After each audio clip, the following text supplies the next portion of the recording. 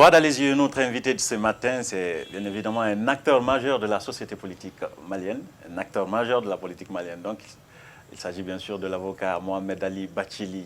Bonjour, maître. Bonjour. Alors, j'ai envie de vous dire, maître Mohamed Ali, ou d'abord Mohamed Ali tout court. Vous avez des jolis prénoms, je les aime parce que je porte les mêmes prénoms. Ça fait bizarre de se retrouver en face même d'un temps, autre Mohamed Ali. Mais ça fait plaisir. Hein. Ça fait je ne boude pas ce plaisir-là. Quel est votre sport favori? Oh, j'ai pratiqué du sport très individuel. J'aime bien marcher, j'aime bien faire du footing. Quand je le pratiquais, mais ces derniers temps, j'ai un peu arrêté. Je faisais presque 11 km. Vous n'avez pas fait la boxe? J'ai fait les arts martiaux, j'ai 2 ceintures noires. Voilà. Nom de Dieu. Nom de Dieu, voilà, c'est tout. De Dieu. Un taekwondo et un Shotokan. Je suis prévenu. Et voilà. Mohamed Ali. Merci. J'aime bien encore une fois les deux prénoms. Mohamed et Ali. Mohamed Ali. C'est deux prénoms ou ça? Ou Ali Mohamed. Ou Ali Mohamed. Ou Ali Mohamed, pourquoi pas. Mohamed Ali ou... Vous savez la chanson de Catherine Ribeiro. Ah. Mohamed Ali ou Ali Mohamed. Vous préférez laquelle des deux formules? Les deux me vont. Mohamed Ali, c'est celui qui rend les coups.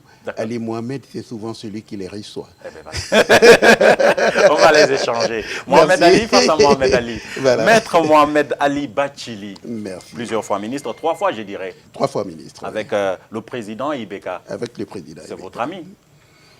Je ne peux pas dire que c'était un ami. Non, ce n'est pas un ami. C'était un Vous êtes entré dans son gouvernement? Je suis entré dans son gouvernement. Je l'ai aidé même à venir au pouvoir. Je l'ai soutenu. D'accord. À mon corps défendant. Je l'ai fait, mais par conviction. Je ne le connaissais pas du tout. Et lorsque je l'ai aidé, c'est vraiment par des circonstances fortuites, parce que j'ai un ami dont la fille est mariée. Mais vous lui avez fait confiance, maître? Oui, je lui ai fait confiance. Il vous a fait ministre? Oui, je n'étais pas au Mali quand lui, il était Premier ministre. Il a fait toute sa carrière. Moi, je n'étais pas au Mali. D'accord. J'étais en France et lorsque nous nous sommes retrouvés devant ce gouffre de la rébellion en 2011-2012, oui, et qu'il fallait, à mon avis, que nous tous, on s'y mette pour essayer de sauver la maison Mali, eh bien, on m'a dit, on m'a assuré, puisque je ne le connaissais pas autour de mes yeux, qu'il serait l'homme de la situation vu sa carrière. Et vous lui avez fait confiance? Et encore une fois, vous lui avez fait confiance? Beaucoup. Et en retour, lui, il a fait de vous ministre pour la première fois. Il a fait de moi ministre. Et puis pas n'importe quel ministre, ministre de la Justice, ministre de la Justice, ministre des Domaines et des Affaires foncières. Mais d'abord, ministre de la Justice et garde des Sceaux. Garde des Sceaux. C'est un gros département. Beaucoup. C'est un ministère de confiance. Ça veut dire qu'il avait confiance en vous. De souveraineté. Oui, il avait confiance en vous. Oui. Il avait confiance en vous. Il avait confiance. Sauf qu'en 2018, vous devenez son pire opposant, je peux dire ça. Je ne dirais pas que c'était son pire opposant. Ah bon? Mais je vais vous surprendre. D'accord, allez-y. En 2018, c'est lui qui a été me chercher pour m'opposer à lui. Ah, oui. Parce que vous étiez un candidat de façade chez Mohamed Ali. J'ai pu être un candidat de façade, mais un candidat important parce que je ne suis pas de la classe politique, je ne suis pas d'un parti politique, je suis de la société civile et j'ai été pétri au droit. Franchement, M. Mohamed Ali, vous êtes en train de nous avouer que vous... Écoutez-moi, je vais vous l'expliquer. Allez-y donc. Je vais vous l'expliquer. Allez-y. J'étais à 3 mois des élections quand j'ai décidé de me présenter. Ok. Donc, à 3 mois, vous n'avez pas de parti, vous êtes sûr que vous n'allez pas gagner les élections. D'accord. Mais votre candidature a un sens pour vous. C'était de parler le langage vrai et franc de la politique. D'accord. Décongestionner, si vous voulez, ou déconfiner, puisque le mot est à la mode, le langage politique et ne pas laisser le monopole de la parole publique aux partis politiques. Vous comprenez? Parce que la parole publique au Mali est prise que par les partis politiques. Et moi, je trouve que c'est dommage. La société civile devrait avoir son mot à dire chaque fois et sur tous les sujets, y compris politiques, sans que ce soit de la politique politicienne. Et pour ma part, je crois que le Mali a été longtemps confiné dans des concepts, pour moi, éculés. Comme la démocratie, on dit démocratie en Afrique, et on vous prend tout simplement des enveloppes. L'Assemblée nationale, le gouvernement, ceci, cela. Mais ce n'est que des enveloppes. Ce n'est même pas une démocratie, à mon avis, en Afrique, qui puisse être une vraie photocopie de la démocratie. A fortiori, sur laquelle je vais vous dire des démocraties. Laissez-moi vous êtes candidat. Je suis candidat, j'y reviens. Et vous me dites que vous n'étiez pas volontairement candidat. Mais je vais vous le dire. Oui. Vous l'avez dit, maître. Mais je l'ai dit. Et donc, a fait de vous candidat contre lui en 2018. Il a fait de moi candidat contre lui. Vous savez comment? Vous avez un activiste ici, il s'appelle Rathbat. Oui, votre fils. Mon fils. Ah, ben voilà. Qu'il a beaucoup attaqué. Oui. Beaucoup. Je n'étais pas dans ces activités-là. Et donc, depuis que j'étais dans son gouvernement, ces partis politiques ont pensé que mon fils activiste l'attaquait parce que précisément, moi, j'avais un plan pour le déstabiliser lui, alors que je bossais honnêtement avec lui. Ok. Il m'a sorti de son gouvernement, je suis venu rester chez moi 2 mois, je n'ai pas parlé. Il m'a sorti en janvier, décembre, le 30 décembre 2017. Je suis resté chez moi jusqu'en mars. Je n'ai pas parlé. Et puis, chaque fois qu'il faisait sa campagne, au lieu de répondre à mon fils activiste qu'il attaquait, il attaquait son père. Normal, non? Oh non, pourquoi? Parce que vous avez dommage. Non, mais non, mon fils. Ah, mais non, vous êtes majeur. Si je dois vous répondre, je vous répondrai. Je répondrai on est en Afrique ici. En Afrique, on est jamais majeur pour ses parents. Si, moi, moi, mes enfants, ils sont majeurs quand ils sont majeurs. D'accord. OK? Donc, moi, je pense qu'il n'avait qu'à répondre à Rathbat, cet activiste-là. D'accord. OK? Ce qu'il n'a pas fait. Ce qu'il n'a pas fait. Et partout où il allait, il s'attaquait à son père. Il nommait son père. J'ai envoyé un de ses amis lui dire, attendez, répondez à mon fils, moi, laissez-moi tranquille. Je suis sorti de votre gouvernement, quel est votre problème? Ne m'attaquez pas. Alors il m'a attaqué, et j'ai dit en ce moment, je vais être candidat pour démonter un peu votre système. J'étais dans la réserve, hein, je me réservais beaucoup, mais puisque vous-même vous m'invitez à prendre la parole, je vais le faire en tant que candidat parce que si je le fais sans être un candidat, d'abord ils vont dire je roule pour quelqu'un d'autre. D'accord. Donc je roulais pour c'était en 2018. C'était en 2018. Donc je vais vous dire ce que je pense de tout ça. Nous, on pense que vous êtes en train de vous justifier, hein, maître Bathily. Vous êtes en train de vous justifier parce qu'après, vous faites moins d'1%, c'est ridicule. Et après, vous venez nous dire, écoutez, je vais contre Mohamed Ali, 0,5%. Je vais vous le dire, ce n'est pas ridicule pour quelqu'un qui se présente à 2 mois des élections. Attendez, là, je vais vous dire. On ne va pas à la guerre pour la perdre, maître Bathily. Vous êtes avocat, vous le savez. Oh là, Mohamed Ali, j'ai le sentiment que vous savez la vérité dans ce contexte-là. En Afrique, vous savez, je dis, on ne vote pas, on note les candidats. On les note dans les officines. Et ça aussi, vous le savez avant de vous présenter dans les comme officines candidat. du pouvoir, on note les candidats. Et j'étais peut-être l'homme le plus populaire à l'époque du Mali. Mais seulement les officines de comptage des élections, moi j'ai voté à Kalabankoro, dans le bureau de vote où moi, mon épouse, mon deuxième garçon, on se suivait sur la liste électorale. On a voté. J'ai eu 0 voix dans le bureau de vote où j'ai voté. Vous appelez ça un vote démocratique? Vous appelez ça un comptage? 0 voix pour soi-même. Moi, je vois les résultats, maître Bathily. Moi, je vois les résultats. Les résultats, c'est que vous ne comptiez pas. Voilà, les résultats. Les résultats, c'est que vous ne comptiez pas. Vous voyez les résultats que vous n'existiez pas. J'existe. Non. Mais M. Ibrahim Boubacar Keïta a la main sur les résultats. Alors, il a réussi sur vous, n'est-ce pas? Vous êtes entré, vous vous êtes présenté contre lui pour lui prouver que vous... À ce jeu-là, je vous dis, il a réussi sur la démocratie. Il a réussi à la tuer. Il a réussi d'abord sur vous. Il a réussi à la tuer. Il a réussi à ne pas faire en sorte que la démocratie existe. Il a réussi à annuler les votes. D'où d'ailleurs la situation de maintenant. Justement, et c'est la même Cour constitutionnelle qui a donné ces résultats à M. Ibeka. C'est cette Cour même qui est contestée. Et c'est lui-même qui reconnaît que réellement, il y a eu tripatouillage. Alors donc, ne me dites pas que... Est-ce qu'on doit refaire, entre guillemets, la présidentielle de 2018? Si je la refais contre lui aujourd'hui, je gagne. Pourquoi pas? Allons-y. C'est une hypothèse que vous formulez. Allons-y. Non, c'est lui qui est plus proche d'Ibeka, par exemple, c'est Soumaïla Cissé. Je suis en train de dire que peut-être c'était lui le président du Mali. Écoutez, moi je vais vous dire. J'ai rencontré tous ces messieurs-là. Tous ils sont unanimes. Soumaïla lui-même, ils sont unanimes. On ne donne les voix qu'à ceux qu'on voudrait voir dans l'hémicycle. C'est-à-dire c'est la classe. A fait de Soumaïla deuxième. Ah ben oui, il fait de lui. Soumaïla, moi je lui ai dit de ne pas être d'accord. Il était d'accord. Volontairement, non, il n'était pas d'accord. Il a dit qu'il a été triché lui aussi. Il a protesté. Oui. Comment? Il a fait toutes les marches qu'il a faites à Bamako ici. Vous savez, ça il a été à la Cour constitutionnelle, il a déposé des recours. Il y a eu des recours aujourd'hui encore qui n'ont pas été jugés par la Cour suprême contre les membres de la Cour constitutionnelle pour les élections de 2018. Aucune décision n'a été rendue, aucune instruction n'a été faite de ces plaintes-là, aucun examen n'en a été fait. Oui. Vous appelez ça de la démocratie, une démocratie où la justice est dramatiquement absente, une démocratie où vous pouvez voter pour vous-même, on vous donne 0 voix et vous appelez ça de la démocratie. Et si vous informez là-dessus Mohamed Ali, alors je plains les téléspectateurs qui vous suivent dans votre raisonnement parce que vous êtes en train de les fourvoyer à la manière de ces chefs d'État qui volent leur peuple. Alors, donc votre question, je vous la retourne. Je ne suis pas d'accord avec vous. Vous avez porté la responsabilité de cette justice-là pendant 2 ans. Une année. Pendant une année, vous avez porté la responsabilité de cette justice. Vous ne l'avez pas quittée. Quitter quoi? Vous n'avez pas quitté le département ministériel. On vous a fait changer de département. Oui, on m'a fait changer. Vous n'avez pas démissionné, je suis en train de dire.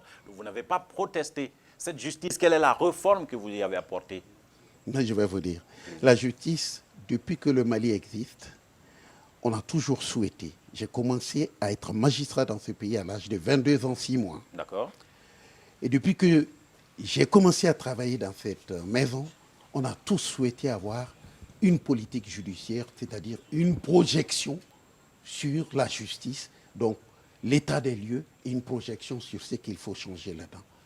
J'ai fait un document de politique judiciaire sur les 5 prochaines années qui devraient suivre mon arrivée à la tête de ce département. D'accord. Les formations que les magistrats doivent avoir, les outils pédagogiques qu'il fallait élaborer et les modifications qu'il fallait apporter dans les lois. Ce document-là, je l'ai fait pour la première fois au Mali. J'ai été jusque sur le bureau du Conseil des ministres avec le dossier. C'est en ce moment que j'ai quitté la justice. Jusqu'à présent, ils ne l'ont pas examiné. Donc, ça n'a pas changé. Attendez, deuxièmement, je suis le premier ici, ministre, qui ait arrêté les magistrats pour corruption. Ah oui. 2 juges d'instruction, 3 procureurs que j'ai fait mettre en prison pour corruption qui ont été jugés et condamnés. D'accord. Vous les aimez pas, ceux-là? Non, c'est pas. Vous pensez que je dois les aimer, que la question n'est pas là. La question est là. La question était qu'ils avaient violé les lois, qu'ils étaient corrompus, et les preuves ont été rapportées qu'ils ont été corrompus. C'est tout. On ne vous a pas laissé le temps parce que vous étiez en train d'apporter des réformes? On ne m'a pas laissé le temps. Et tout le monde savait à quoi s'en tenir. On vous a fait changer de département? Oui. Et vous l'avez accepté? Je vais vous dire. Vous l'avez accepté? Là où j'ai été, j'ai trouvé que c'était encore meilleur. Mais pour eux, ils ne savaient pas. Ils voulaient me mettre dans un trou. La justice. Non, vous avez engagé des réformes. Je quitte la justice. Non, je reviens là-dessus, justement, parce que je ne veux pas vous laisser avancer. Vous me dites 26 minutes, si vous écoutiez un peu, vous verrez le lien avec la justice. Mais je n'accepte pas votre raisonnement, Mohamed Ali, justement. Je suis en train de dire que vous avez quitté le département de justice où vous avez engagé des réformes. On ne vous a pas laissé continuer. Vous êtes allé dans un autre département, vous l'avez accepté volontiers. Vous parlez beaucoup, mais vous n'écoutez que très peu. Oui, je sais. Alors, laissez vos auditeurs écouter ce que moi je vais leur dire, sinon ça ne sert à rien cet entretien. Vous me bousculez des questions, je ne peux pas répondre. Non, je vous ai écouté, j'ai compris. Vous m'avez dit j'ai quitté la justice pour aller ailleurs et vous me dites j'ai accepté. Alors laissez-moi vous expliquer. Est-ce que je peux expliquer ça? Vous n'avez pas accepté?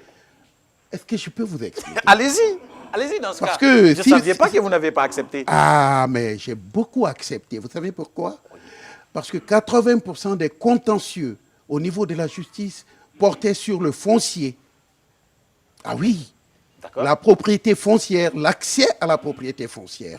Et les paysans étaient spoliés dans l'environnement de toutes les capitales régionales. Une pression foncière inacceptable pesait sur les paysans et on les spoliait de leurs terres pour en faire des titres fonciers et donc des documents qu'on pouvait présenter dans les banques pour s'endetter. Et les paysans, finalement, s'appauvrissaient au fur et à mesure que l'urbanisation avançait. Moi, je suis d'accord avec vous. Attendez, on m'a mis ministre des Domaines. Alors, vous pensez que quitter la justice pour aller régler ça, c'est pas encore mieux? C'est un problème de principe. Ah non, je pourrais même dire que c'est un problème de valeur. Non, c'est un problème de valeur. Vous avez entamé des réformes dans un département, mais alors, on vous l'enlève. Alors là, moi, parce je vais... Que vous, parce que l'État, c'est une... Parce que l'État est une continuité. Ma réforme est sur la table du gouvernement. Mais, voilà, ça fait je pouvais mourir, Mohamed Ali. Si je mourais mais alors... Vous n'êtes pas mort. Mais attendez, attendez, mais non, mais vous voulez qu'on quitte le gouvernement? Lorsqu'on vous enlève, lorsqu'on vous enlève un département ministériel, Mohamed Ali, c'est vous qui ne voulez pas qu'on... Vous ne voulez pas que vos auditeurs comprennent les raisonnements. Vous ne voulez pas que personne raisonne. Vous avez vos questions. Pas ce que je vais dire. Vos questions vous tarabustent. Oui. Et Mohamed Ali est inquiet de ne pas avoir des réponses. Mais en même temps, il a peur. Vous vous mettez beaucoup en avant dans vos questions. Ah oui, ça. Vous avez peur des réponses. Le coup de l'avocat ici. Vous avez peur de vos réponses. Oui, je sais. Vous avez peur des réponses. Moi, je suis pas avocat. Alors donc, moi, je vais vous répondre très facilement. Vous ne me répondez pas, maître. Pourquoi vous avez accepté le prochain poste ministériel alors que vous avez engagé des réformes là où vous êtes dérangé, maître? C'est pourquoi je vous pose la question. C'est ce que j'essaye de vous dire, vous ne me laissez pas le dire. Vous vous accrochez à l'idée que je suis parti. Donc, oui. Je suis parti. Vous voulez que je vous réponde que je ne devrais pas partir, c'est ça? Non, moi j'aurais aimé que vous claquiez la porte. Vous voyez. Ah, voilà ce que vous aimez. Mais je ne suis pas vous, Mohamed Ali. Non, acceptez la différence. Acceptez la différence. N'acceptez pas ma pensée. Non, c'est vous qui n'acceptez pas la réalité quand on est dans le gouvernement. Le principe on est saisi, mais ce n'est pas d'un principe. Maître. On n'est pas saisi d'un principe. La gouvernance s'exerce sur les hommes et leurs problèmes et on essaye d'apporter des solutions. Ce n'est pas des principes théoriques qu'on enseigne dans une faculté ou à l'école du journalisme de Lille. Excusez-moi. Pourquoi Ibeka a des problèmes aujourd'hui? Non, je réponds à cette question-là parce que vous avez posé et vous ne me laissez pas répondre, vous voulez passer dessus. Moi, je vous arrête. Je réponds que tant pis si je vous convainc. Allez-y donc, je vous n'êtes pas le seul à m'écouter. Vos auditeurs, moi, je les respecte et je répondrai à cette question. Que cela ne vous plaise pas ou que cela vous plaise. Ce que je vais vous dire, c'est très simple pour moi. Quand vous êtes à la justice et que 80% de votre contentieux pèse sur le foncier, sur la manière dont les documents fonciers sont faits, au détriment à la fois des procédures applicables et des paysans, votre souci, ce n'est pas de rendre une bonne décision de justice, c'est de faire en sorte qu'on cesse de violer les droits économiques des paysans. Et moi, c'était mon souci. Et quand on m'a mis au domaine, les gens ont pensé comme vous. Peut-être même le président en me mettant là-bas. Parce que qu'avant que je ne vienne, le droit foncier, c'était que dalle. Personne ne connaissait au Mali. C'est moi qui ai mis ce droit en bambara dans la langue nationale pour le donner aux paysans et qu'ils se défendent avec. Aujourd'hui, passez au Mali, les paysans vous diraient quels sont leurs droits. En bambara, je l'ai fait. Moi, je pense que c'était plus utile de leur donner ça que de démissionner pour mon confort personnel. C'est pas ça. Je n'étais pas à la recherche ou à la quête. La démission, pour vous, c'est la quête d'un confort personnel. Non, c'est une forme de protestation. Non, mais pourquoi protester? Pourquoi protester contre le fait pensez que vous avez une mission vous pensez que vous arrêtez la responsabilité vous pensez que protester vaut mieux que assurer la défense des paysans? Oui. Alors là, je ne vous suis pas. La protestation est une forme. Je ne suis pas comme vous. Non, c'est une forme qui n'est égale qu'à mon confort. Mais ça ne me concerne que moi, la protestation. J'ai des maîtres Mohamed Ali, donc nous continuons. Alors, vous me boxez, je vous boxe. Absolument pas. Non, vous avez 2 ceintures en taekwondo. Moi, je n'oserais pas vous boxer. Alors, donc, je ne vous laisserai pas faire, je ne me laisserai pas faire. Et donc, moi, je trouve que vous, l'actualité, on peut en parler. Pourquoi Ibeka a des problèmes aujourd'hui? Depuis plusieurs semaines Ibeka a des problèmes, vous savez pourquoi? Ibeka, il est à la lumière de beaucoup de chefs d'État africains. Une fois qu'ils sont assis, ils oublient qu'il y a la loi dans leur pays. Comme celui de la Guinée, par exemple? Oh, celui de la Guinée, je le connais, Alpha. Moi, je sais que vous le connaissez, c'est pourquoi je vous dis. Je le connais. Et il est à son image. Moi, je vois des choses qui se passent en Guinée. Si je dois être franc, je dis, j'ai connu Alpha. Alpha venait dans mon bureau quand j'étais à la francophonie, il venait téléphoner au moins 2 fois. OK. Et 2 heures, souvent, il peut s'asseoir là. Il téléphone sur mon téléphone en Guinée. Parler à l'opposition. Quand Lassana Conté l'a arrêté, je suis intervenu et j'ai demandé à l'ambassadrice des États-Unis à Conakry, Joyce Leader, qui était une amie à moi, d'intercéder pour qu'il soit sorti. Mais je pensais qu'Alpha était un démocrate. Dans la pratique de son pouvoir, dans la pratique qu'il est en train de faire, je suis loin de retrouver le démocrate. J'ai presque envie de dire qu'il est un dictateur. Voilà, continuez sur pourquoi Ibeka a des problèmes aujourd'hui. Parce que Ibeka est venu, il s'est installé en dehors de toutes les lois, de toutes les normes, il les a violées. Et au lieu de l'État, on a mis à la place de l'État et de son administration des réseaux privés particuliers liés à Ibeka, à sa famille, à ses intérêts. Point barre. D'accord. Aujourd'hui, vous appartenez à un mouvement. Vous êtes parmi les initiateurs de ce mouvement. Le mouvement du 5 juin. Rassemblement des forces patriotiques. Il faut qu'Ibeka quitte le pouvoir. Bien sûr. Il faut qu'il démissionne, qu'il s'en aille. C'est la solution. Le formalisme juridique ne doit pas être exaspérant et désespérant pour le peuple. Et dans notre Constitution, il n'y a pas que la disposition qui accorde 5 ans à Ibeka. Il y a d'autres dispositions qui ont la même valeur que la disposition qui définit la durée du mandat du président. Toutes les autres dispositions ont été violées sur le gouvernement, sur l'Assemblée nationale, sur le Haut Conseil des collectivités. Tout le problème du Mali aujourd'hui, c'est Ibeka pour parler politique. Le problème du Mali, c'est pas Ibeka, c'est l'absence de gouvernance. Les gens disent mauvaise gouvernance. Non, il n'y en a pas chez nous. On ne gouverne pas chez nous. C'est Ibeka qui gouverne? Non, Ibeka ne gouverne pas. Ibeka, il est installé dans un réseau qui lui apporte les avantages qu'il veut, mais il ne gouverne pas le pays. En même temps, le pays n'est pas gouverné, le pays n'est pas gouverné. Dans des théories politiques, le principe de la séparation du pouvoir. Non, attendez. Non, c'est vous qui parlez de théorie, ce n'est pas moi. Parce que quand vous dites... Mais justement, je parle de théorie, vous n'avez pas écouté ma question, Mohamed Ali. Vous n'avez pas l'habitude de poser des questions, vous avez l'habitude de ne pas m'écouter. Et donc moi, je vous ai dit... Je vais terminer ma question. Oui, terminez-la. Voilà, je voulais vous amener dans une théorie politique. Par le principe de séparation du pouvoir, normalement, Ibeka ne devrait pas être le seul responsable de la situation actuelle du Mali. Il y a une assemblée, et puis après, il y a... alors, révisez un peu quand vous venez poser des questions de ce genre. Parce que dans toutes les constitutions... que je sache, du type présidentiel, eh bien, le président, c'est la seule institution qui est à la commande par rapport au fonctionnement des autres. Il en est responsable. Donc, dans un régime comme cela, l'Assemblée ne sert à rien, la justice ne sert à rien. Vous savez pourquoi? Vous savez pourquoi? Pourquoi? Permettez à vos auditeurs au moins de saisir cette partie. Allez-y.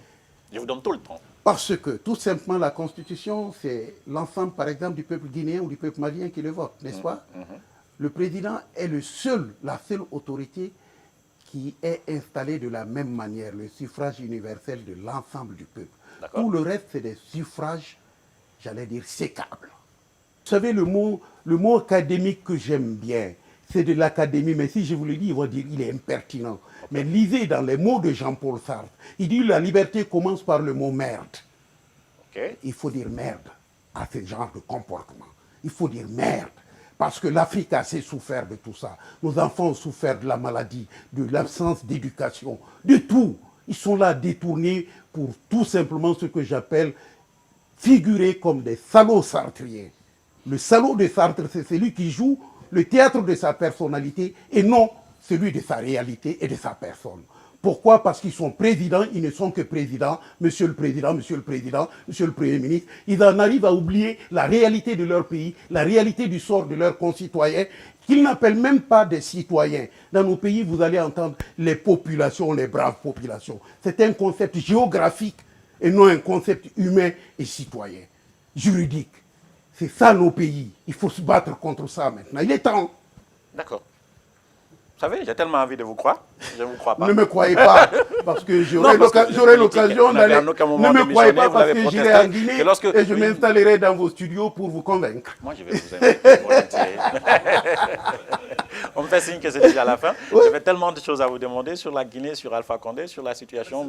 Je veux juste vous demander maintenant, qu'est-ce que vous proposez après le départ d'Ibeka, parce que vous savez, dans notre constitution, il y a une disposition transitoire. On appelle disposition. Donc vous voulez qu'on engage une transition? Ben oui, il faut bien engager une transition. Parce que là, c'est un échec total, un échec patent total. Moi, je vais vous dire, je l'ai dit et je le pense, le président Ibrahim Boubacar Keïta n'a pas géré ce pays. Il y avait une absence de gouvernance. Un jour, Serge Daniel m'a demandé de France Inter, il dit, qu'est-ce que vous pensez du président Ibeka? Je dis, je l'aime bien. C'est presque un grand frère à moi. J'aime causer culture avec lui. Mais voilà, si on le place sur le terrain politique, je dis, c'est un monsieur bourré de complexes et de langue morte. Si Ibeka est toujours président, on vous rappelle aujourd'hui. Langue morte, latin, grec, et il est bourré de ce complexe. Oui, monsieur Bathily, si aujourd'hui il y a un autre pardon, gouvernement, hein?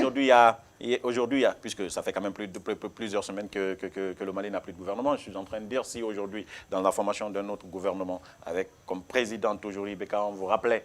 Moi, je vais vous dire une chose. Est-ce que vous allez venir? Ibeka lui-même l'a dit. Est-ce que il m'a dit, je dis, écoutez, vous me proposez trois ministères d'État. Trois ministères d'État réunis, monsieur Ibrahim Boubacar Keïta, je ne travaille pas avec vous. Ah, c'est clair, je vous ai répondu. Vous ne voulez pas que je vous dise ça directement. En même temps, on a appris un truc. Vous pensiez que j'étais en train de... On a appris quelque chose. Non, il n'y a que vous qui l'avez appris. Sinon, j'ai dit ça partout au Mali. Tous les Maliens ont entendu ça. Non, non, ce que je suis en train de dire, c'est que la Guinée, c'est vrai que ma voix ne porte pas jusqu'à Conakry. Sinon, je l'ai dit. Mais je ne parlais pas de ça. De quoi? De votre visite chez Ibeka. Non, non, non, si vous voulez, vous ne parliez pas de ça, mais je l'ai dit. Non, non, c'est de ça que je parle. C'est vrai ou c'est pas vrai? C'est vrai. À 2 h du matin. Bah, vous étiez allé chercher quoi, M. Bathily? J'étais allé chercher la liberté des gens sur qui? lesquels ils tiraient. Vous? Oui. À 2 h du matin? C'est pas moi. Chez Ibeka? Oui. Non. Non, non, non, non, non, ça ne devrait pas être vous. Et pourtant, c'est moi. Vous êtes allé. Qu'est-ce que vous avez négocié au juste? Je n'ai pas négocié. Qu'est-ce que vous êtes allé chercher dans ce cas? Non, c'est lui qui m'a appelé. Oui, vous êtes allé. Je suis allé. Vous savez pourquoi? Je vais vous expliquer puisque ça vous intéresse. Donc, laissez-moi au moins vous dire ça. Moi, je voulais juste savoir qu'est-ce que vous lui avez voilà, demandé. Je vais lui dire, je vais vous le dire. Quand je suis allé, je lui ai dit, vous savez, je suis venu, vous m'avez appelé, mais moi, je suis venu. J'ai une raison. La raison, c'est que ce soir, j'ai été déprimé. Mon fils m'a montré, on tirait comme dans un champ de bataille dans le quartier de Badalabougou sur la maison de l'imam Diko. Il n'y a aucun service de l'État à protéger là-bas. Ces coups de feu doivent s'arrêter. J'ai envoyé des avocats vérifier au camp 1 dans les conditions de détention des gens. Issa Kaoudim est dans une chambre sans fenêtre. Il n'a pas de couchette. Depuis 2 jours, il n'a pas bu, il n'a pas mangé. C'est ce que vous lui avez dit? Oui, je lui ai dit. Simplement? Je lui ai dit, nous, depuis que cette histoire a commencé, quand on veut se réunir, vos gens viennent tirer sur nous, là où on se réunit. Et en réponse, il a fait quoi? Vous a fait des propositions? Non, pas des propositions. En réponse, il a appelé un responsable de la sécurité pour lui dire d'arrêter tout ça. Attendez, vous voulez me dire que Ibeka vous a appelé pour que vous veniez lui dire ça? Non, mais il m'a dit autre chose. Si vous m'avez dit pourquoi vous êtes parti. Vous ne m'avez pas dit pourquoi Ibeka m'a appelé. Ça ne semble pas vous intéresser. Ce qui vous intéresse, c'est que moi, je suis allé. Ah, ça vous intéresse maintenant? Oui. Je vous surprends. Oui, oui. Et vous appelez pour voilà, il m'a appelé pour me dire qu'est-ce que je peux faire par rapport à la Cour constitutionnelle. Parce que j'ai un problème. Et du coup, vous êtes devenu son conseiller? Non, pas son conseiller. Si, je lui ai dit, essayez de consulter des juristes. Moi, je n'ai pas la Constitution sous la main. Ça pouvait se faire au téléphone, M. Bathily. Vous savez, vous n'êtes pas convaincant encore une fois. Ça pouvait se faire au téléphone, ça? Non, non, non, non, non. Ce n'est pas moi qui ai cherché à aller. Et c'est lui qui a voulu qu'on se parle. C'est toujours le chef qui cherche à négocier. Voilà. Le pouvoir, c'est négocier la nuit. Moi, on a un proverbe ici et qui est très répandu. Peut-être que vous le saviez ou pas. C'est par rapport à la geste de Ségou, le royaume de Ségou, deux frères ennemis se battaient, oui. Et le soir, l'un a été respecté, l'autre lui a apporté de la coula et du tabac. Et le grand frère lui a dit, mais je suis surpris.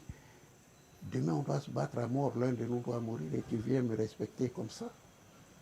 Il lui a dit, mais grand frère, demain, l'un de nous doit mourir, mais ce soir, on doit s'amuser. Comme les frères peuvent s'amuser ensemble. Je peux t'écouter. Donc, allez écouter Ibeka. Je n'en suis pas là à ce type de schéma où je ne parle pas à Ibeka parce que je ne le considère pas comme un ennemi. Non, pas du tout. D'accord. Vous mangez avec ceux qui... pour paraphraser quelqu'un que je connais, vous mangez avec ceux qui mangent la République. Monsieur Bathily. Oh, c'est manger ça que de rencontrer quelqu'un. Est-ce que je vous ai mangé? Est-ce que je vous ai mangé? Non, vous n'allez pas me faire ça. Vous êtes venu me voir, est-ce que je vous ai mangé? C'est lui qui vous a invité, vous êtes allé, vous avez discuté. À 2 heures, on ne mange pas. Si. Je ne dîne pas à 2 heures. Je n'ai même pas bu un verre d'eau chez lui. C'est la fin de cette émission, je suis obligé d'arrêter. Je me fais signe plusieurs fois, mais je ne peux pas sans vous laisser une carte blanche. Vous regardez la caméra juste derrière moi, vous dites ce que vous voulez, à qui vous voulez. C'est la carte blanche. je voudrais dire que tous les peuples qui se battent pour être libérés du joug des régimes pseudo-démocratiques et des démocraties qui n'ont le nom que le formalisme, le simple formalisme, ils ont raison. Demander la démission, c'est vraiment le droit le plus absolu du peuple, parce que la souveraineté du peuple se traduit par sa légitimité qui est au-dessus de la légalité qui donne des mandats et leur durée au président et à leur gouvernement. Donc balayer ces gens qui vous fatiguent et qui n'ont de démocrates que pour se maintenir au pouvoir. Le seul texte qu'ils voient dans leur constitution, c'est la durée de leur mandat. Tout le reste, ils les violent allègrement tous les jours et ils pensent qu'ils en ont le droit. Eh bien, il est temps que les peuples leur disent, ça suffit. Maître Mohamed Ali Bathily, il est ancien ministre en République du Mali. Quand vous dites ces textes-là, vous pensez à la Guinée en même temps? Parce que vous voyez, il y a une lutte contre un troisième mandat. Vous suivez l'actualité? Je suis l'actualité, j'ai dit la lutte pour le troisième mandat, il n'y a pas de lutte, il y a tout simplement une dictature qui veut s'imposer à travers ce qu'on appelle un mandat. Ce n'est plus un mandat électif, c'est juste une velléité de dictature. Si vous deviez parler aujourd'hui, vous avez Alpha Condé en face. Si j'ai Alpha Condé en face, je vais lui dire, vous m'avez déçu Alpha Condé, parce que moi je vous ai vu en France, et c'est les propos que vous aviez sur la démocratie, c'est parce que vous êtes en train de traduire dans votre pays. J'ai eu mal au cœur que vous massacrez votre pays pour le pouvoir. Non, aucun pouvoir ne mérite qu'on tue un Guinéen. Aucun. Derrière les caméras, il y avait Amara Alexilla. Il y a Alassane Diallo à assurer le montage et la réalisation. Nous, on se retrouve dans un autre numéro. Au revoir.